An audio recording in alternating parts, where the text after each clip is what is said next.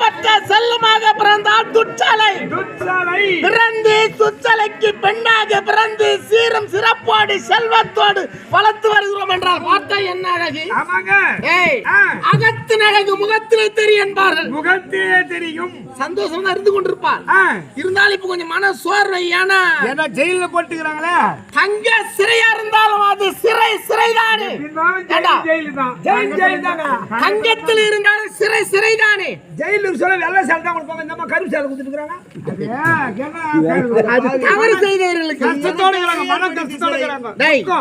இது எனக்காகவே ஏற்படுத்திய சிறை. வெள்ளை சேலை கொடுமா? எதுக்கு வெள்ளை சேலை? தண்டனை அனுபவிக்கிறேன் நானு. அது கொடுமை செய்வதற்கு தான். தப்பு செய்யலையா? தவறு ஒன்றும் செய்யவில்லை.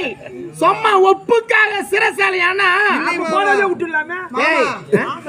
அவன் சொல்வதுதான் மாமா உண்மை.